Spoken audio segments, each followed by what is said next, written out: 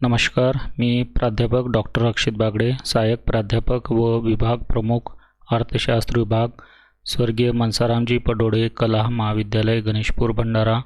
आज आपण भारतीय अर्थव्यवस्था BA भाग 3 सेमिस्टर 5 मधील अर्थशास्त्र विषयाचे राष्ट्रसंत तुकडोजी महाराज नागपूर विद्यापीठाद्वारे निर्धारित अभ्यासक्रमातील घटक 3 मधील निर्गुंतवणुकीची संकल्पना आणि सार्वजनिक खाजगी भागीदारी या टॉपिकचा अभ्यास करणार आहोत।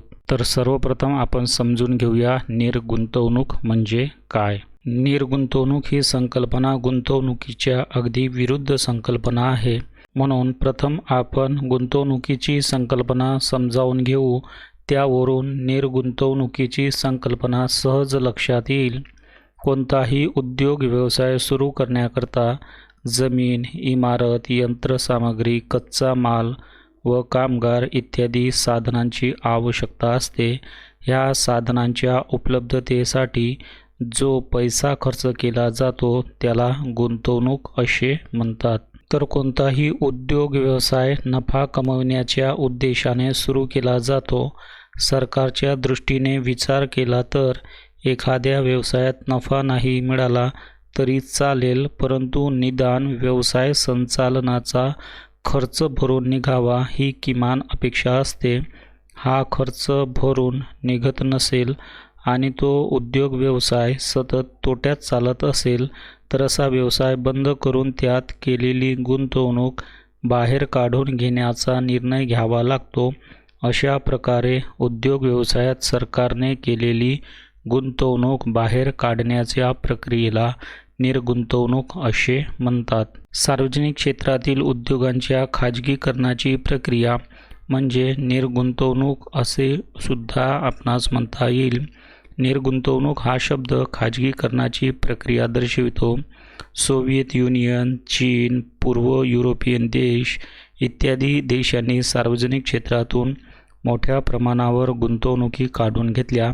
त्याचा परिणाम म्हणून आणि या क्षेत्राला होणाऱ्या सतत तोट्याचा परिणाम म्हणून भारताने 1991 पासून निर्गुंतवणूक धोरणाचा स्वीकार केला। यासाठी एक स्वतंत्र निर्गुंतवणूक मंत्रालयाची स्थापना सुद्धा करण्यात आली। त्यानंतर आपण अभ्यासूया निर्गुंतवणुकीचे उद्देश। भारतात सन 1991 पासून लागू केलेल्या नवीन आर्थिक धोरणापासून सार्वजनिक उद्योगाचे खाजगीकरण किंवा निर्गुंतवणुकीची प्रक्रिया सुरू झाली। निर्गुंतवणुकीचे समर्थन करताना त्याची प्रमुख उद्दिष्टे सांगण्यात आली होती। ती कोणती आहेत त्याचा आपण इथं सविस्तर अभ्यास करूया।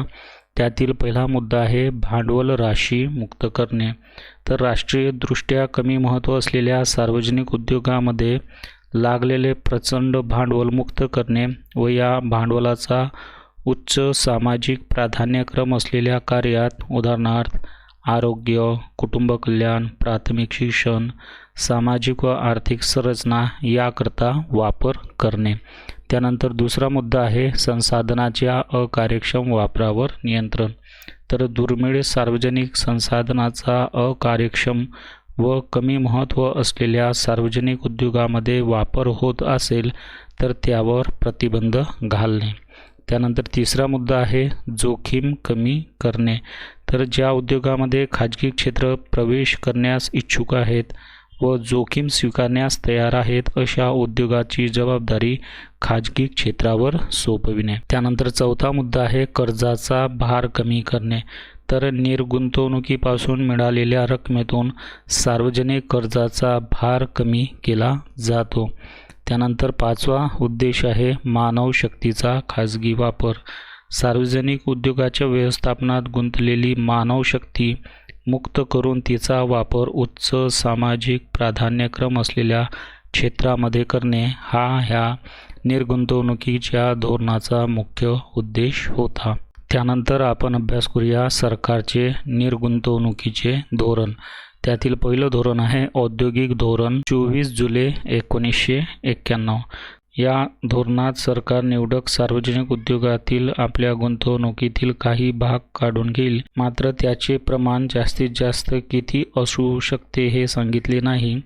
सार्वजनिक उद्योगांना बाजारपेठेची शिस्त लावण्यासाठी हे पाऊल उचलण्याचे सांगण्यात आले होते. त्यानंतर दुसरं आहे रंगराजन कमिटी, एप्रिल 1993.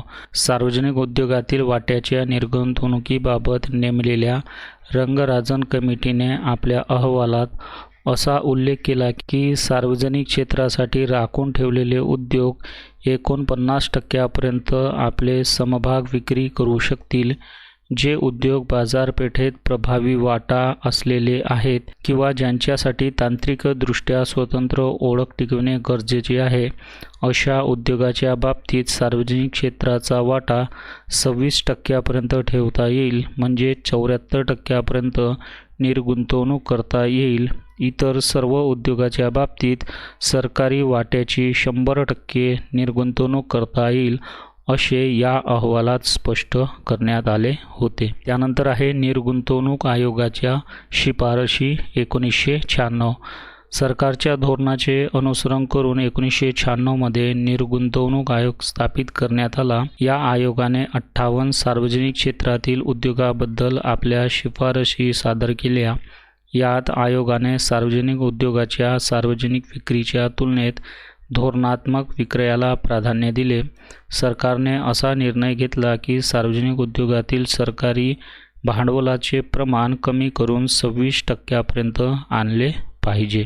त्यानंतर आहे महत्त्वाचे व कमी महत्त्वाचे वर्गीकरण, 1999 धोरण. या धोरणानुसार सरकारने सार्वजनिक क्षेत्रातील उद्योगांच्या निर्गुंतवणुकीसाठी महत्त्वाचे उद्योग आणि कमी महत्त्वाचे उद्योग असे वर्गीकरण केले. त्यानुसार महत्त्वाच्या उद्योगात पुढील उद्योगाचा समावेश करण्यात आला. त्यातील नंबर 1 संरक्षणासाठी उपयुक्त दारुगोळा व आनुषंगिक उत्पादने, नंबर 2 संरक्षणविषयक विमाने व जहाज, नंबर 3 अणुऊर्जा, नंबर 4 रेल्वे वाहतूक. या उद्योगाखेरीज सर्व उद्योगांना कमी महत्त्वाचे उद्योग समजावे व त्यांच्यातील सरकारचा वाटा 26% कमी करावा. त्यानंतर आहे इसवी सन 2000-2001 धोरण. या धोरणात सरकारने पहिल्यांदाच घोषणा केली की कमी महत्त्वाच्या सार्वजनिक उद्योगातील सरकारचा वाटा आवश्यकता वाटल्यास 26%पेक्षाही कमी करण्याची सरकारची तयारी आहे. त्यासाठी योग्य त्या प्रकारे विक्री करून आलेला सर्व निधी सामाजिक क्षेत्रात सार्वजनिक उद्योगाच्या पुनर्रचनेसाठी आणि सार्वजनिक कर्ज परत करण्यासाठी वापरता येईल. त्यानंतर आहे 2002-2003 धोरण. सन 2000 पर्यंत मॉडर्न फूड इंडस्ट्रीज लिमिटेड व्यतिरिक्त केवळ लहान भाग सरकारद्वारे विकण्यात आले. त्यामुळे सरकारला केवळ राजकोषीय तूट भरून काढण्यासाठीच हा वाटा कमी करून निधी उभारावयाचा आहे, सरकारी कामगिरी सुधारण्यासाठी नाही, असा समज झाला. जुलै 2000 पर्यंत सरकारने 12 कंपन्यांमध्ये निर्गुंतवणूक धोरणात्मक पद्धतीने व 18 भारतीय पर्यटन विकास महामंडळाचे हॉटेल व 3 भारतीय हॉटेल महामंडळाचे डीमर्ज पद्धतीने विक्री करण्याचे धोरण निश्चित केले. निर्गुंतवणूक मंत्रालयाच्या अनुसार राज्य सरकारच्या सार्वजनिक उपक्रमामधील 31 मार्च 2000 पर्यंतची गुंतवणूक 1,62,063 कोटी रुपये होती. यांच्याही बाबतीत निर्गुंतवणूक धोरण स्वीकारण्यात आले असून एकूण 222 सार्वजनिक उपक्रमापैकी 124 उपक्रमामध्ये निर्गुंतवणूक प्रक्रिया सुरू झाली आहे. 30 उद्योगाचे खाजगीकरण झाले असून 68 उद्योग बंद केले गेले आहेत. त्यानंतर आपण अभ्यासूया निर्गुंतवणुकीचे धोरणावरील टीका. तर निर्गुंतवणुकीच्या धोरणावर अनेक प्रकारच्या टीका करण्यात आलेल्या आहेत. त्यातील पहिली टीका म्हणजे अनियोजित कार्यक्रम. तर निर्गुंतवणुकीचा संपूर्ण कार्यक्रम सरकारने अत्यंत घाईघाईने, अपूर्ण नियोजनाने व अनिश्चित पद्धतीने अंमलात आणला. यामुळे सरकारला सर्वोत्कृष्ट मूल्य तर मिळाले नाही, परंतु निर्गुंतवणुकीची इतर उद्दिष्टेही साध्य करता आली नाही. त्यानंतर दुसरी टीका आहे पूर्व तयारीचा अभाव. सरकारने एखाद्या उद्योगाच्या निर्गुंतवणुकीचा कार्यक्रम अंमलात आणण्यापूर्वी त्याच्या भागांना रोखे बाजाराच्या यादीत समाविष्ट करावयास हवे. म्हणजे त्या भागांना स्पर्धात्मक किंमत प्राप्त होऊ शकते, परंतु सरकारने तसे न केल्यामुळे त्या उद्योगाच्या विक्रीपासून फार कमी किंमत प्राप्त झाली. त्यानंतर तिसरी टीका आहे प्राप्तीचा अयोग्य वापर. निर्गुंतवणुकीमुळे मिळालेला पैसा ज्या पद्धतीने खर्च करण्यात आला ती पद्धती अत्यंत आक्षेपार्ह आहे. निर्गुंतवणुकीचा पैसा महसुली उत्पन्नातील तूट आणि राजकोषीय तूट कमी करण्यासाठी वापरण्यात आला. नफ्यात चालणाऱ्या सार्वजनिक उद्योगाच्या भागांची विक्री करून मिळालेला पैसा चालू उपभोगाच्या गरजा भागवण्यासाठी खर्च करणे म्हणजे मौल्यवान सामाजिक मालमत्तेची नासधूस करणे होय. त्यानंतर चौथी टीका आहे पारदर्शकतेचा अभाव. निर्गुंतवणुकीच्या अनेक प्रकरणात भ्रष्टाचाराचे आरोप करण्यात आले आहेत. निर्गुंतवणुकीच्या प्रक्रियेमुळे सरकारशी जवळीक असणाऱ्या काही थोड्या उद्योगपतींचाच फायदा झाला आहे असाही दावा करण्यात आलेला होता. त्यानंतरची टीका आहे नफ्यात चालणाऱ्या उद्योगाची विक्री. निर्गुंतवणुकीचा कार्यक्रम तोट्यात चालणाऱ्या उद्योगाच्या बाबतीत अंमलात आणाव्यास काहीच हरकत नाही, परंतु नफ्यात चालणाऱ्या उद्योगाची सरकारने निर्गुंतवणूक करणे केव्हाही योग्य नाही. केवळ काही उद्योग कमी महत्त्वाचे आहेत असे समजून त्यातील भांडवलाची निर्गुंतवणूक करण्यात आली हे योग्य नाही. त्यानंतरची टीका आहे कामगारांची बेरोजगारी. निर्गुंतवणुकीमुळे कामगारांची नोकरी जाण्याचा धोका असतो. भारतासारख्या अतिरिक्त लोकसंख्या असलेल्या देशात हा प्रश्न विशेष गंभीर स्वरूपाचा होतो. म्हणून एखाद्या उद्योगात निर्गुंतवणुकीचा कार्यक्रम अंमलात आणण्यापूर्वी तेथील कामगाराकरिता रोजगाराची पर्यायी व्यवस्था कराव्यास हवी. त्यानंतरचा मुद्दा आहे खाजगी मक्तेदारांची भीती. सार्वजनिक उद्योगाची निर्गुंतवणूक केल्यास त्या उद्योगाची मालकी खाजगी क्षेत्राकडे जाईल. अशा प्रकारे निर्गुंतवणुकीद्वारे सार्वजनिक मक्तेदारी संपुष्टात येऊन खाजगी मक्तेदारी प्रस्थापित होईल. त्यानंतर शेवटची टीका आहे राजकीय मैत्रिक्याचा अभाव. तर निर्गुंतवणूक आणि खाजगीकरणाचा निर्णय हा केवळ तांत्रिक स्वरूपाचा नसून यात राजकीय प्रक्रिया गुंतलेली असते. निर्गुंतवणूक किंवा खाजगीकरणाबाबत निरनिराळ्या राजकीय पक्षांची वेगवेगळी मते असू शकतात. त्यात एक वाक्यता दिसून येत नाही. अशा परिस्थितीत सरकारने शक्य तेवढ्या व्यापक मैत्रिक्याने निर्गुंतवणुकीचा निर्णय घेतला पाहिजे. त्यानंतर आपण अभ्यासूया सार्वजनिक खाजगी भागीदारी. तर सरकार ज्यावेळी एखादा प्रकल्प पूर्ण करण्याकरता खाजगी क्षेत्राला सहभागी करून घेते त्यावेळी त्याला सार्वजनिक खाजगी भागीदारी असे म्हणतात. भारत सरकारने 2011 मध्ये सार्वजनिक खाजगी भागीदारीची व्याख्या केलेली आहे. ती म्हणजे विशिष्ट कालावधीत गुंतवणूक किंवा व्यवस्थापनाद्वारे सार्वजनिक मालमत्ता व सेवा निर्माण करण्याकरता सरकार आणि खाजगी क्षेत्र यांच्यामध्ये केलेली वाणिज्यिक वैधानिक व्यवस्था म्हणजे सार्वजनिक खाजगी भागीदारी होय.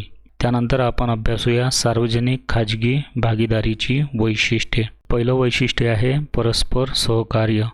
तर ही भागीदारी सरकार व खाजगी उद्योजक यांच्यामध्ये परस्पर सहकार्याने स्थापन झालेली असते. दुसरा आहे अटींचा वापर.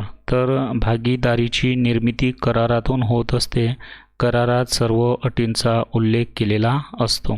त्यानंतर तिसरं वैशिष्ट्य आहे आधार संरचना निर्मितीला उपयोग. ही भागीदारी आधारभूत संरचनेतील एखादा प्रकल्प उदाहरणार्थ पूल, सडक मार्ग, बंदर, पाणी पुरवठा इत्यादी पूर्ण करण्याकरता अस्तित्वात आलेली असते. त्यानंतर चौथं वैशिष्ट्य आहे कालावधी. तर भागीदारीचा प्रकल्प विशिष्ट कालावधीत पूर्ण करावयाचा असतो. त्यानंतरचं वैशिष्ट्य आहे गुंतवणुकीचे प्रमाण. तर प्रकल्पाकरता लागणारी भांडवली गुंतवणूक कोणाला व किती प्रमाणात करावी लागेल याचा उल्लेख करारात केलेला असतो. त्यानंतरचा मुद्दा आहे जोखमीचे वाटप. तर जोखमीचे वाटप कसे राहील यासंबंधीचा उल्लेखसुद्धा हा करारात करण्यात येतो. त्यानंतरचा मुद्दा आहे व्यवस्थापनात सहभाग. तर व्यवस्थापनात कुणाचा व किती प्रमाणात सहभाग राहील हे देखील करारामध्ये स्पष्ट केलेले असते. त्यानंतर शेवटचं वैशिष्ट्य आहे मुदत. तर विशिष्ट मुदतीत प्रकल्प पूर्ण झाला नाही तर काय कारवाई करण्यात येईल ह्याचा उल्लेख करारात केलेला असतो. त्यानंतर आपण अभ्यासूया सार्वजनिक खाजगी भागीदारीचे कार्य. त्यातील पहिलं आहे सडक निर्मिती. तर सार्वजनिक खाजगी भागीदारीने घेतलेल्या एकूण प्रकल्पापैकी 60% प्रकल्प हे सडक निर्मिती संबंधीचे आहेत. हे प्रकल्प म्हणजे राष्ट्रीय राजमार्ग विकास प्रकल्पाचे भाग आहेत. सार्वजनिक खाजगी भागीदारीचा एक मोठा प्रकल्प म्हणजे सुवर्ण चौकोन होय. ह्या प्रकल्पाद्वारे काश्मीर ते कन्याकुमारी आणि सिलचर ते सौराष्ट्र असे एकूण 14,000 किलोमीटरचे रस्ते तयार करावयाचे आहेत. त्यानंतर दुसरं आहे बंदरे निर्मिती. सन 2011 सार्वजनिक खाजगी भागीदारीद्वारे करावयाच्या एकूण प्रकल्पापैकी 10% प्रकल्प हे बंदर निर्मिती संबंधी होते. त्यात 12 मोठी बंदरे, 185 लहान बंदरे आणि 7,517 किलोमीटरची किनारपट्टी होती. त्यानंतर तिसरं आहे पाणी पुरवठा. भारतात सर्व नागरिकांना अखंड पाणी पुरवठा करणारे एकही शहर नाही. बहुतेक शहरात 40% पाणी पुरवठा हा मोफत करावा लागत असल्यामुळे पाणी पुरवठा सेवेची गुणवत्ता खालावलेली आहे. पाणी पुरवठा सेवेची गुणवत्ता वाढवून त्या सेवेचा विस्तार करण्यासाठी सरकारने 1990 ही सेवा सार्वजनिक खाजगी भागीदारीकडे सोपविण्याचा निर्णय घेतला. परंतु योग्य व्यवस्थापनाअभावी सरकार त्यात अपयशी ठरले. त्यामुळे पाण्यासारख्या अत्यावश्यक सेवेत खाजगी क्षेत्राचा सहभाग असू नये अशी टीका विरोधकांनी केली. सरकारचा पहिला प्रयोग फसल्यानंतर एका दशकानंतर काही शहरांमध्ये सार्वजनिक खाजगी भागीदारीचे वेगळ्या प्रकारचे करार करण्यात आले. त्यात प्रारंभिक निधी सरकारचा राहील, व्यवस्थापन खाजगी राहील, जोखीम समसमान राहील व कार्यक्षमतेवर भर दिला जाईल. ह्या पद्धतीने 2011 15 करार करण्यात आले. त्यानंतर आपण अभ्यासूया सार्वजनिक खाजगी भागीदारीचे मॉडेल किंवा प्रकार. त्यातील पहिलं आहे बांधा, चालवा व हस्तांतरित करा. बिल्ड, ऑपरेट अँड ट्रान्सफर, त्यालाच BOT असं आपण म्हणतो. तर हा अगदी साधा व परंपरागत प्रकार आहे. हा प्रकार सामान्यपणे रस्ते व पूल तयार करण्याकरता उपयोगात आणला जातो. या प्रकारात बांधण्याची, चालवण्याची व नंतर सार्वजनिक क्षेत्राला परत करण्याची जबाबदारी खाजगी क्षेत्रावर असते. या प्रकारात प्रकल्पाकरता लागणारे भांडवल पुरवणे, प्रकल्पाची निर्मिती करणे व त्याचे भरणपोषण, देखभाल करणे ही कार्ये खाजगी क्षेत्राला करावी लागतात. त्या मोबदल्यात प्रकल्पाचा वापर करणाऱ्याकडून शुल्क वसूल करण्याचा अधिकार खाजगी क्षेत्राला दिला जातो. त्यानंतर दुसरा प्रकार आहे बांधा, मालकी, चालवा. बिल्ड, ओन, ऑपरेट, यालाच BOO असे म्हणतात. या प्रकारात नवनिर्मित प्रकल्पाची मालकी खाजगी क्षेत्राकडे असते. सार्वजनिक क्षेत्र ते प्रकल्प किंवा त्याद्वारे निर्मित सेवा आपसी करार करून खरेदी करू शकते. त्यानंतर तिसरं आहे बांधा, मालकी, चालवा, हस्तांतरित करा. बिल्ड, ओन, ऑपरेट, ट्रान्सफर, यालाच BOOT असे म्हणतात. या प्रकारात खाजगी क्षेत्र प्रकल्पाची निर्मिती करतो, स्वतः मालक होतो, चालवतो व करारातील मुदत संपल्यानंतर सार्वजनिक क्षेत्राला हस्तांतरित करतो. त्यानंतर चौथं आहे बांधा, मालकी, भाडेपट्टी, हस्तांतरण. बिल्ड, ऑपरेट, लीज, ट्रान्सफर, यालाच BOLT असे म्हणतात. या प्रकारामध्ये सरकार खाजगी क्षेत्राला प्रकल्पाची निर्मिती करण्याची, चालवण्याची किंवा सरकारला भाडेपट्टीने देण्याची सवलत देते. करारातील मुदतीनंतर हे प्रकल्प सार्वजनिक क्षेत्राकडे हस्तांतरित करावे लागते. त्यानंतर पाचवा आहे भाडेपट्टी, विकास, चालवा. लीज, डेव्हलप, ऑपरेट, यालाच LDO असे म्हणतात. या प्रकारात नवनिर्मित प्रकल्पाची मालकी सरकार स्वतःकडे ठेवते. हा प्रकल्प खाजगी प्रवर्तकाला भाडेपट्टीने देऊन त्यापासून उत्पन्न मिळविते. हा प्रकार विमानतळावरील सोयी सुविधा विकसित करण्यासाठी उपयोगात आणला जातो. त्यानंतर आहे जीर्णोद्धार, चालवा, हस्तांतरण. रिहॅबिटेट, ऑपरेट, ट्रान्सफर, यालाच ROT असे म्हणतात. ह्या प्रकारात सरकार किंवा स्थानिक संस्था प्रकल्पाचे जीर्णोद्धार करण्याचे काम खाजगी प्रवर्तकाला देते. करारातील मुदतीपर्यंत तो चालवितो व शेवटी सरकार किंवा स्थानिक संस्थेला प्रकल्प हस्तांतरित करतो.